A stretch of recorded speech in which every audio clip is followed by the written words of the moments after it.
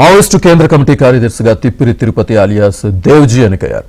నంబాల కేశవరావు మరణం తర్వాత కకావికలమైన Maoist party కాస్త తేరుకుని కొత్త కమిటీని ప్రకటించింది.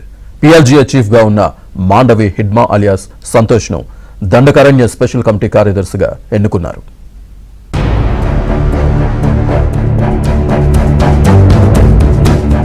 మావోయిస్టుల ఏరివేత కోసం కేంద్ర ప్రభుత్వం చేపట్టిన ఆపరేషన్ కగారా పార్టీకి తీవ్ర నష్టం చేకూర్చింది. డజనుకు పైగా ఫ్రంట్ లైన్ నేతలు ఎన్కౌంటర్లలో చనిపోయారు. వందలాది మంది మావోయిస్టులు ప్రాణాలు కోల్పోయారు. ఏకంగా మావోయిస్టు కేంద్ర కమిటీ సభ్యుడు నంబాల కేశవరావు కూడా చనిపోవడం ఆ పార్టీ మనుగడపై తీవ్ర ప్రభావం చూపింది.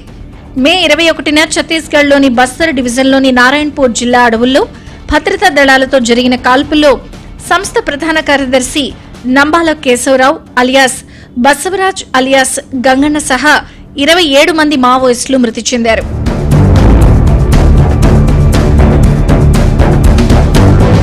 ఇంత పెద్ద దెబ్బ తర్వాత క్రమంగా కోలుకుంటున్న మావోయిస్టు పార్టీ దళిత నాయకుడైన తిరుపతి అలియాస్ దేబోజీని కేంద్ర కమిటీ కార్యదర్శిగా ఎంపిక చేసింది. ఈ క్రమంలో చాలా మంది పేర్లను కూడా పార్టీ పరిశీలించింది. దేబోజీతో పాటు హత్యకు గురైన మావోయిస్టు నాయకుడు మల్లోజుల కోటేశ్వరరావు అలియాస్ కిషన్జీ సోదరుడు మల్లోజుల వేణుగోపాలరావు పేరు కూడా పరిశీలించారు. మావోయిస్టు మాజీ ప్రధాన కార్యదర్శి ముప్పాళ్ల లక్ష్మణరావు అలియాస్ గణపతి పేరు కూడా తెరపైకొచ్చింది. కానీ వయస్సు, ఆరోగ్య సమస్యలతో ఆయనకు అవకాశం దక్కలేదు. దీంతో తెలంగాణకు చెందిన తిప్పిరి తిరుపతిని మావోయిస్టు పార్టీ కేంద్ర కమిటీ కార్యదర్శిగా ఎంపిక చేశారు.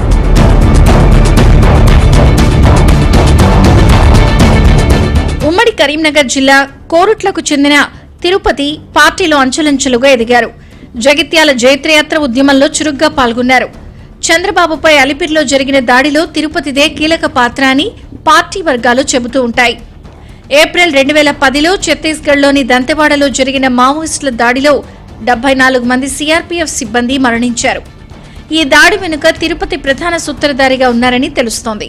యుద్ధతంత్రాల్లో దిట్టగా పేరున్న తిరుపతి ఇకపై జాతీయ కార్యదర్శి బాధ్యతలు నిర్వహించనున్నారు. మరోవైపు 1990వ సంవత్సరంలో మావోయిస్టు పార్టీలో చేరిన మాండవి హిడ్మా అంచెలంచెలుగా ఎదిగారు. పీఎల్జీఏ చీఫ్ గా ఉన్న ఆయన్ను ఇప్పుడు దండకారణ్య స్పెషల్ జోనల్ కార్యదర్శిగా ఎంపిక చేసింది ఈ పార్టీ. 2019లో జరిగిన బీజేపీ ఎమ్మెల్యే హీమా మాండవి హత్య కేసులో హిడ్మాపై జాతీయ దర్యాప్తు సంస్థ ఎన్ఐఏ ఛార్జ్షీట్ దాఖలు చేసింది. అతనిపై 40 లక్షల రూపాయల రివార్డును కూడా ప్రకటించింది. Mobile academic political organization school మాజీ అధిపతి రామచంద్రారెడ్డి అలియాస్ శ్రీనివాస్ కు దండకారణ్య జోనల్ కమిటీ బాధ్యతిస్తారని మొదట భావించారు. కానీ వయస్సు, అనారోగ్యం కారణంగా ఆయన ఎంపిక చేయలేదని సమాచారం. తర్వాత తెలంగాణకు చెందిన మరో నాయకుడు తక్కలపల్లి వాసుదేవరావు అలియాస్ ఆసన్న పేరు కూడా చర్చలోకి వచ్చింది. కానీ చివరికి హిడ్మాకు ఆ బాధ్యత లభించింది. మావోయిస్టు పార్టీలో తెలంగాణకు చెందిన పాతతరం నేతలు ఇంకా 10ల సంఖ్యలో ఉన్నట్టు సమాచారం. మొత్తంగా కొత్తగా ఎన్నికైన కమిటీ నిర్ణయాలు ఎలా ఉంటాయి? ఆపరేషన్ కగార్ను కొత్త నాయకత్వం ఎలా ఎదుర్కొంటుందో చూడాలి.